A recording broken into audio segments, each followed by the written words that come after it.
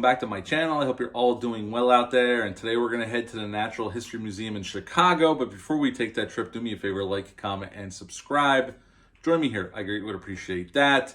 Also, shameless plug for my TeePublic page. I will leave a link down below in the description box if you're so inclined to check that out. And today we're going to talk about a creature feature that came out in 1997. Just had its anniversary a week or two back, 27th anniversary, and that film is The Relic.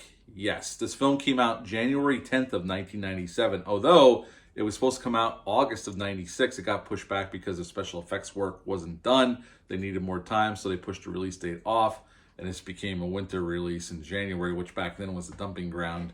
I don't know why they moved it to January. I probably should have pushed off a little further back to the springtime, but that's when it hit. Now, this film was directed by Peter Hyams. Peter Hyams was just coming off of working with Jean-Claude Van Damme twice. He did Time Cop with Van Damme in 94, and then he did Sudden Death in 95. Two very cool action movies if you've never seen those. And then he would go on after this to do work with Schwarzenegger on End of Days in 99. Now, this movie had a budget of $40 million. Back then, for a creature feature, that was a very healthy budget, but upon release, sadly, it only made $33 million. In this film, we got Tom Sizemore playing Lieutenant Vincent Augusta for the Chicago PD. We got Penelope Ann Miller playing Margot. She's a doctor that works at the museum doing research. James Whitmore's in this film. He is also a doctor. He's wheelchair bound, but he's also a doctor that works at the museum. And also Linda Hunt. So it's kind of a reteaming of such, because Linda Hunt and Penelope Ann Miller were in Kindergarten Cop together back in the early 90s, which I love Kindergarten Cop.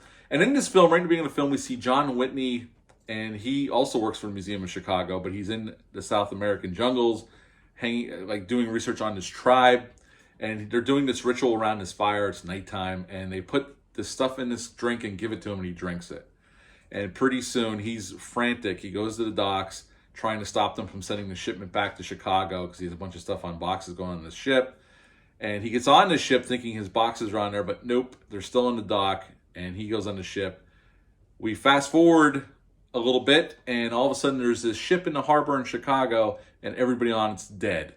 And this is where we meet Lieutenant Augusta and some of his cop co-workers. And we were introduced to our staff at the museum, Penelope Ann Miller and that. And before we know it, people at the museum are starting to get murdered and disappear, getting murdered in very violent ways.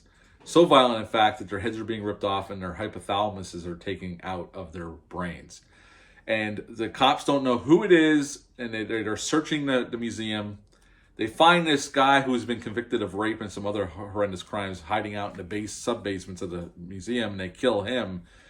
And they're having this big gala to raise money for the museum. So the cops decide to let them have it, and that's when we're introduced to the Cathoga monster, and shit gets real and gets out of hand, and before we know it, they're trying to get the mayor out and his wife and some other folks that were at the party, and Augusta and Margot are trying to figure out a way how to kill this big-ass monster, and that is The Relic. What to like about this one? Well, the cast. I think Tom Sizemore is great here. This was like one of his first shots of getting a starring role. He'd always played second fiddle. I mean, I always liked Tom Sizemore. He was in True Romance, although he had a very small part, Saving Private Ryan, and other films, but he was always, this is like, it was his first big shot to star in a film. I like Linda Hunt here. James Whitmore is always charming to be on screen, and he's great here in his small role. The creature effects, when they're practical, look amazing. Now, this was the mid to late 90s, so there's a little bit of CGI. They do hide it a lot by keeping it in darkness mostly, but when you do see the CGI, it looks like 90s CGI, which means not very good. Unlike Jurassic Park, where it was done well, or T2, this movie, when you do notice the CGI, it does not hold up very well in today's eyes. Stan Winston did do the effects, by the way, so he created a monster in that, and the monster, when it's practical, looks amazing. It's just the CGI looks like dog shit now, but you know, this was the 90s, so you got to be a little bit more forgiving for the movie, considering the time period and the technology of the period. I think the one in acting, Penelope Ann Miller, who I like as an actress, and I think she was great in Kindergarten Cop. Here, I think she was miscast. I know what they were going for with her character. I don't think she ever got there. And I don't know if it was the directing or the script of her character. I don't know.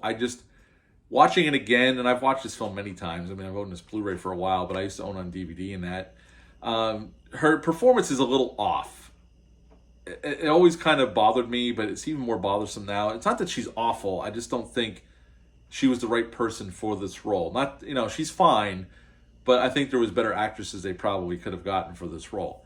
The mayhem, once it does hit, I mean, Peter Hyams does a smart thing. He keeps the monster. You don't see the monster for the longest time. Maybe just a piece. You see a glimpse of the tail or something else. So you don't see it until the last part of the film when the monster goes all in on the party at the end and starts attacking some of the party goers. That's when you really get to see the monster. The monster only gets 4 minutes of screen time total throughout the film. So it's definitely hidden. Peter Hyams took a less is more approach to it, and I respect that. The film is very dark, which Peter Hyams always likes to shoot, especially nighttime or dark scenes, very dark.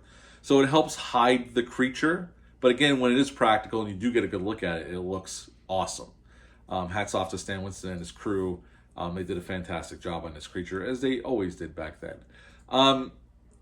Overall, I think the mystery of it and then trying to defeat the monster, I mean, this movie knows what it is. It's a creature feature. It knows what it is, and they give it to you pretty much in spades of what you can possibly want from a movie like this. They even have a good explanation for the monster. The monster ends up being James Whitney, who went into the jungle and drank that stuff. They figured out that the stuff they put in the drink was loaded with enzymes, all this kind of stuff that screwed with his metabolism, and he mutated into this creature. And that's why he was taking the hypothalamus, is he needed this stuff from the hypothalamus to stay alive. And they even go into some of the lore from the tribe why they would use this. So they do get into the lore now. I think it does work. I mean, obviously it's scientifically gobbledygook, but they make it work in this film, and it comes off good instead of hokey, I think. Overall, I have always liked this film. It's a fun creature feature with some cool special effects, minus the CGI. Some good performances. I think Tom Sizemore is great here. I think Peter Hyams handles the movie pretty damn well. And at the end of the day, it pretty much gives you all that you could possibly want.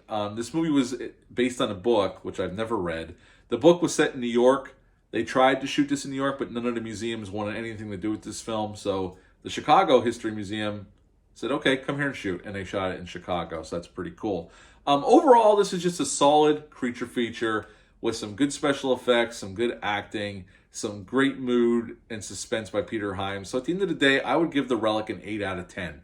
8 out of 10 for The Relic. If you've ever seen this film, leave a comment down below. Let me know. Hit the thumbs up. Hit the subscribe button. Share this video. I greatly would appreciate that. I'll be back soon with some more reviews, but until next time, bye.